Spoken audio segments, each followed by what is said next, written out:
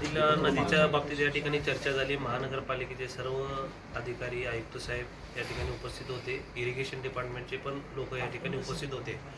त्यांचं म्हणणं असं होतं की गेल्या 100 वर्षापासून हे पहिल्यांदा या ठिकाणी पूर आलं होतं। आणि पूर आल्यानंतर 1912 साली त्या ठिकाणी नाला म्हणून टीपीच्या टाउन प्लॅनिंगमध्ये या ठिकाणी नाला म्हणून त्याचा त्या ठिकाणी उल्लेख आहे।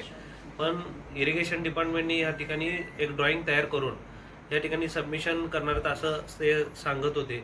सीना नदीचं ज्याप्रमाणे नदी नदी हे असं कॅल्क्युलेट केले होते, पण आपण त्या ठिकाणी नदी नसून त्या ठिकाणी नाला आहे।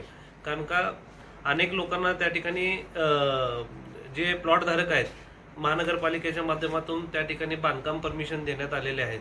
त्या अनेक लोक त्या ठिकाणी कर्ज काढून प्लॉट घेतलेले आहेत, काही लोक घरं बांधलेले आहेत। त्यांचं या ठिकाणी नुकसान होऊ नये म्हणून त्या लोकांना देखील जे बाधित होणार लोक आहेत त्यांना देखील या ठिकाणी आम्ही आमंत्रित केलं होतं आणि त्यांची जी अडीअडचणी आहेत ते देखील या मीटिंगमध्ये त्यांनी मांडण्यात आले।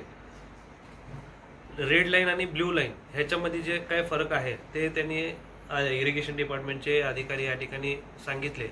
पण आम्ही या ठिकाणी सांगितलं की नदी तुम्ही कॅल्क्युलेट न करता ज्याप्रमाणे पुण्याच्या धर्तीवर जसे त्यांना आपण रेड लाईन ब्ल्यू लाईन आपण बंधन घातलं, त्याप्रमाणेच या ठिकाणी जे आपल्या 100 वर्षापूर्वी कधी झालेलं नाही। आता हे त्या ठिकाणी नालाच अस्तित्वात नव्हता, त्यामुळे ते पाणी ओसरलं गेलं होतं।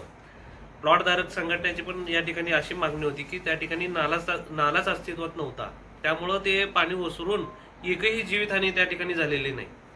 म्हणून त्या ठिकाणी कमीत कमी मीटरचं आपण रेड लाईन ब्ल्यू लाईन ठेवून आणि नागरिकांना देखील या ठिकाणी सहकार्य करा असं त्या लोकांची मागणी होती।